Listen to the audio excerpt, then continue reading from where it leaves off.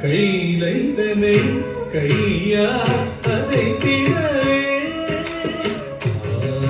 காலவிடம் நடந்த அதற்கன் கையிலைதனை கையா அதை திடவே காலவிடம் நடந்த அதற்கன் கையிலைதனை கையா அதை திடவே भयानकं